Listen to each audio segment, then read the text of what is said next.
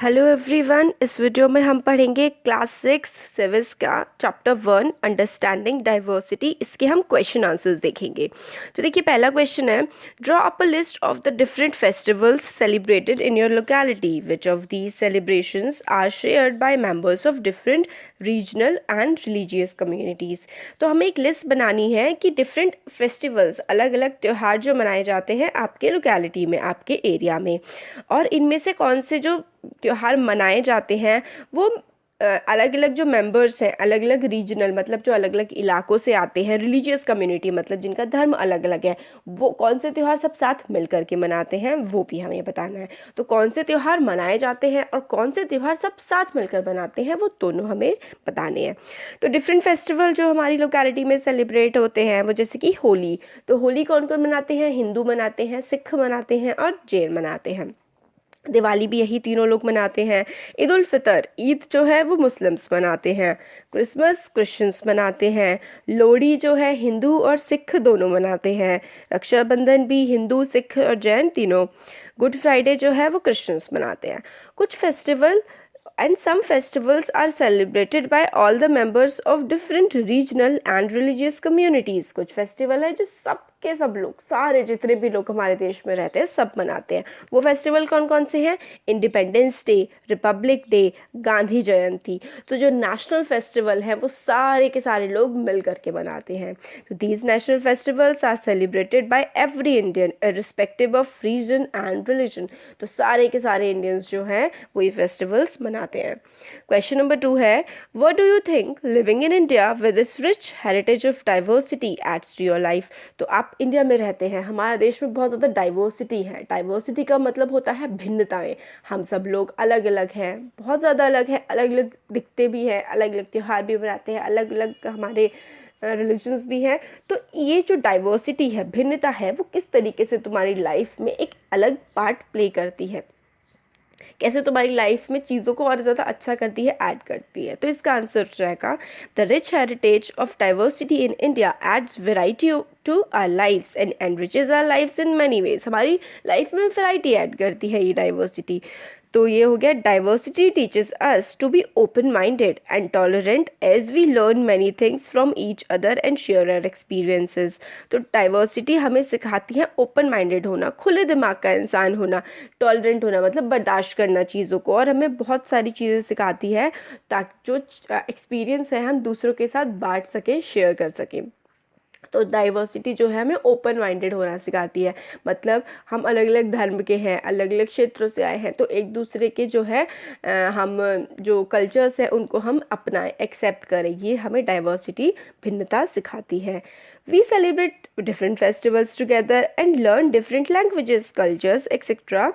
This kind of diversity help us to evolve as better human beings because we respect people with different religious beliefs, viewpoints, taste, custom and culture। तो देखिए, हम अलग अलग त्यौहार मनाते हैं साथ मिल कर के, हम अलग अलग भाषाएं बोलते हैं, अलग अलग हम लोगों का जो कल्चर है वो भी है, मगर जो डाइवर्सिटी है इसकी वजह से हम लोग को बेटर ह्यूमन बीइंग्स बनाती है। हम ज़्यादा अच्छे से रह पाते हैं, एक दूसरे की इज्जत कर पाते हैं, दूसरों के धर्मों को समझ पाते हैं, उनके व्यू पॉइंट्स क्या है, वो चीज़ों को कैसे देखते हैं वो भी समझ पाते हैं। उनके खाने का अलग अलग टेस्ट होता है, कपड़े पहनने का अलग अलग तरीका होता है, अलग अलग कस्टम्स होते हैं, अलग अलग रिवाज होते हैं। तो वो सारी की सारी चीज़ें हम समझ पाते हैं जब हमारे देश में, क्योंकि डाइवर्सिटी है इसलिए। However we stand as Indians despite all these cultural differences. We share the same national symbol, virtues and feelings. A sense of friendship and unity develops and it begins harmony and it brings harmony and prosperity। तो देखिए, we stand together as Indians। ये सारी भिन्नताएं होने के बावजूद भी हम एकजुट, एक साथ होकर के खड़े रहते हैं एज इंडियंस, एज भारतीय, डिस्पाइट ऑफ डिफरेंट कल्चर्स। अलग अलग हमारे जो हैं कल्चरल बिलीव्स है, हमारा जो रिवाज हैं, चीज़ों को मनाने के तौर तरीके हैं, अलग अलग त्यौहार मनाते हैं, फिर भी हम लोग साथ इकट्ठे रहकर इंडियंस की तरह अच्छे से रहते हैं। अपने जो नेशनल सिंबल्स हैं, जैसे कि हमारा राष्ट्रीय ध्वज हो गया, हमारा राष्ट्रीय पक्षी हो गया, इन सारे सिंबल्स को हम शेयर करते हैं। हमारे वर्च्यूज़, हमारी अच्छाइयाँ और हमारी जो फीलिंग्स हैं, जो हम सोचते हैं देश के बारे में, एक दूसरे के बारे में, वो चीज़ें शेयर करते हैं। और सेंस ऑफ फ्रेंडशिप, और हम लोगों के बीच में हम लोग अच्छे से रहते हैं, यूनिटी, एकता से रहते हैं। और इस सब की चीज़ों की वजह से हार्मनी एंड प्रोस्पैरिटी है हमारे देश में। हार्मनी मतलब शांति, प्रोस्पैरिटी मतलब होता है कि हमारा देश जो है अच्छे से आगे बढ़ रहा है, फल फूल रहा है। फिर नेक्स्ट क्वेश्चन है, do you think the term unity in diversity is an appropriate term to describe India? क्या तुम्हें लगता है कि यूनिटी इन डाइवर्सिटी, अनेकता में एकता, डाइवर्सिटी का मतलब होता है अनेकता, मतलब बहुत अलग अलग से धर्म, जाति, हर चीज़ है हमारे देश में, फिर भी हम लोग यूनाइटेड हैं, एकजुट मिलकर के रहते हैं, क्या ये जो टर्म है ये सही है इंडिया को डिस्क्राइब करने के लिए? Then why do you think Nehru is trying to say about Indian unity in the sentence quoted above from his book the discovery of India? तो आपको क्या लगता है कि नेहरू जो हैं यूनिटी इन डाइवर्सिटी से क्या कहना चाहते हैं हमारे देश के बारे में? तो देखिए, phrase unity in diversity was very well describes India, मतलब यूनिटी इन डाइवर्सिटी इंडिया को बहुत अच्छे से डिस्क्राइब करता है। कैसे? India is a land of various cultures, caste, custom, creed and religions. तो इंडिया जो है वो लैंड है, ज़मीन है किसकी? अलग अलग हमारे कल्चर्स हैं, अलग अलग जो है रीति रिवाज, तौर तरीके हैं। कास्ट, बहुत सारे हमारे देश में कास्ट हैं, जातियाँ हैं। कस्टम्स है, तौर तरीके काम करने के अलग हैं। क्रीड एंड रिलीजन्स, मतलब अलग अलग जगह के लोग, हमारे पूरी दुनिया भर के लोग हमारे देश में रहते हैं। हमारा खुद का देश इतना बड़ा है कि सब बहुत ज़्यादा अलग त्यौहार मनाते हैं, अलग अलग तरीके से रहते हैं। Still people live in harmony and brotherhood, फिर भी हमारे देश के लोग शांति से और भाईचारे से रहते हैं। हार्मनी का मतलब होता है शांति से रहना, ब्रदरहुड मतलब भाईचारा। They celebrate festival and share their joys and sorrows together, एक साथ मिल करके सारे फेस्टिवल्स मनाते हैं। Differences in terms of culture, religion and language add enhancement and spices to our life, और हमारा जो धर्म अलग है, भाषाएं अलग हैं, काम करने के तौर तरीके, कल्चर्स अलग है। इससे क्या होता है, हमारे ज़िंदगी में स्पाइस आता है, मतलब थोड़ा मतलब अलग तरीके की चीज़ें हम सीख पाते हैं। ये होता है स्पाइस टू आवर लाइफ्स, है ना। This diversity help us to live a harmonious life. वैसे आप इसमें आंसर को काफ़ी बड़ा है तो आप इसको कट कर सकते हैं, काफ़ी कुछ मैंने अभी ऑलरेडी जैसे एक्सप्लेन कर दिया है। Languages in spite of and spice to our lives. This diversity help us to harmonize, to live a harmonious life. In fact, unity in diversity is a base for Indian cultural nationalism. तो यहाँ तक भी आप इसको लिख सकते हैं, इसके आगे का ज़रूरत नहीं है। तो जो ये डाइवर्सिटी है ये हमारी ज़िंदगी में और शांति लाती है, और हमारा जो इंडियन कल्चरल नेशनलिज्म रहा है, हमारा जो आज़ादी की लड़ाई रही है, इससे भी हम लोग इतने अलग अलग थे फिर भी सब साथ मिल करके हमने अपनी आज़ादी की लड़ाई लड़ी, तो वो भी हमारे एक एकता का एक सबूत है, ये आप कह सकते हैं। फिर एग्जाम्पल जैसे कि people from different parts of India rose up and protested against British rule, मतलब हम लोगों ने साथ मिलकर के ब्रिटिश के खिलाफ लड़ाई लड़ी। हिंदू मुस्लिम दोनों ने ही सेक्रीफाइस करी अपनी लाइफ जो है जलियांवाला बाग अमृतसर में। नेहरू जी ने इन हिज बुक लिखा है डिस्कवरी ऑफ इंडिया में, wrote that India was always United in spite of several religious and cultural differences.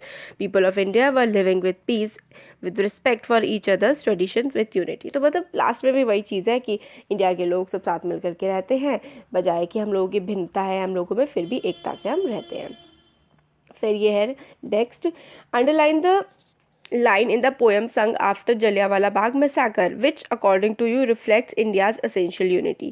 तो जलियांवाला बाग हत्याकांड जो हुआ था उसके बाद जो सॉन्ग लिखा गया था, तो देखिए हाँ, मैसेकर का मतलब होता है जैसे कि बहुत सारे लोगों को अगर एक ही साथ मार दिया जाए तो वही होता है मैसेकर। और जलियांवाला बाग हत्याकांड में भी यही हुआ था, सारे के सारे लोग, बहुत सारे लोगों को जो बैसाखी मनाने के लिए इकट्ठा हुए थे जलियांवाला बाग में, जनरल उडायर के द्वारा उन पर मतलब खुली गोलियां छुड़वा दी गई थी और सबकी वहाँ पर डेथ हो गई थी।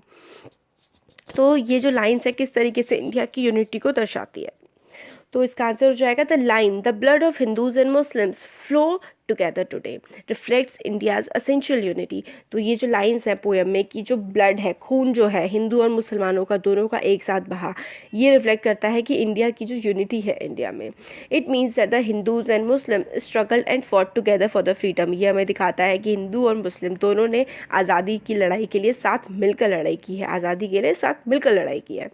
Both sacrifice their lives in Jallianwala Bagh Amritsar, दोनों ने अपनी जान की कुर्बानी दी है, हिंदूज ने भी मुस्लिम ने भी, जलियांवाला बाग अमृतसर में। नेक्स्ट क्वेश्चन है, choose another region in India and do a similar study of historical and geographical factors that influence diversity found there. तो हमें कोई और रीजन फाउंड करना है और जहाँ पे जो है हिस्टोरिकल मतलब बहुत ही पुराने समय से जो अलग अलग डाइवर्सिटी रही है, ज्योग्राफी के हिसाब से डाइवर्सिटी रही है, वो हमें चूज़ करना है, तो उनके बारे में बताना है। Are these historical geographical factors connected to each other, how, और ये हिस्टोरिकल ज्योग्राफिकल फैक्टर एक दूसरे से कनेक्टेड है तो कैसे हैं। तो हमें इसमें हैं दो अलग अलग क्षेत्र हमें अपने देश के चुनने हैं और उनके बारे में बताना है, उनकी हिस्ट्री के बारे में, उनकी ज्योग्राफी के बारे में और कैसे वो एक दूसरे से कनेक्ट है। तो हमें जैसे कि चैप्टर में लद्दाख के बारे में और केरला के बारे में बताया गया है, तो वही हम लोग लेके चलते हैं। तो देखिए, Ladakh is the desert in the mountains in the eastern part of Jammu Kashmir. तो लद्दाख एक रेगिस्तान है, डेजर्ट टाइप का है, पहाड़ों का जो डेजर्ट होता है। कहाँ पर पड़ता है ये? जम्मू कश्मीर के ईस्टर्न पार्ट में पड़ता है। तो देखिए, इस क्वेश्चन से हम लोग काफ़ी बड़ा पार्ट जो है चैप्टर का, जो लद्दाख और केरला के बारे में, वो भी हमारा कवर हो जाएगा। This region does not receive any rain and is covered in snow for a large part of the year, so very little agriculture is possible here। और जो लद्दाख वाला रीजन है, ये इसमें बहुत ही मतलब रेन नामात्र के बराबर होती है और बहुत बड़े लंबे समय तक साल के इसमें क्या होती है, बर्फ़ से ढका रहता है, तो यहाँ पे खेती करना बड़ा मुश्किल है।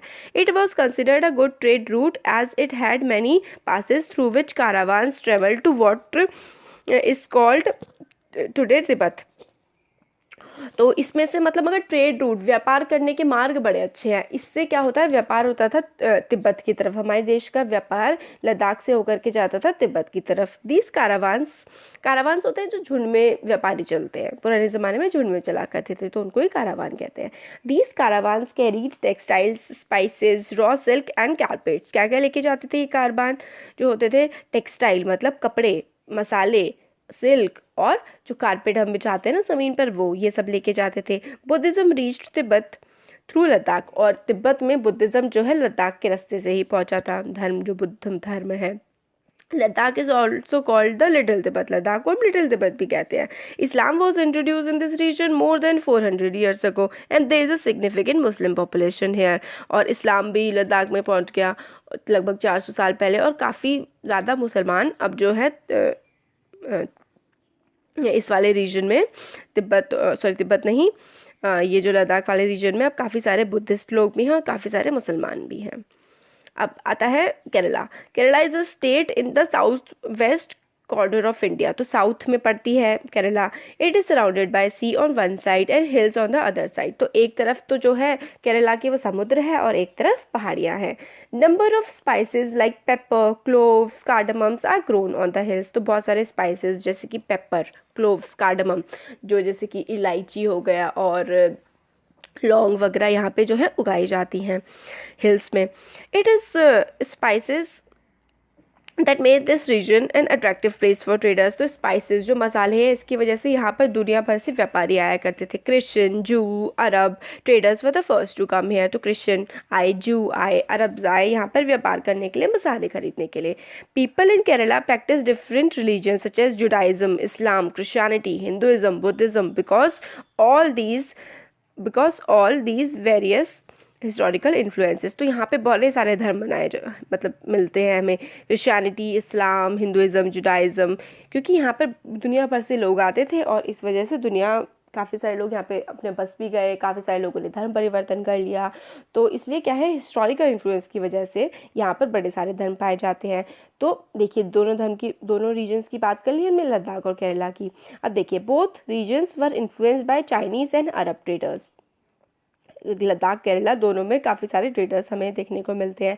Geography of Kerala which allowed for the cultivation of spices and the special geographical location of Ladakh and it's wool that due traders to these region. Thus history and geography are often tied in the cultural life of the region.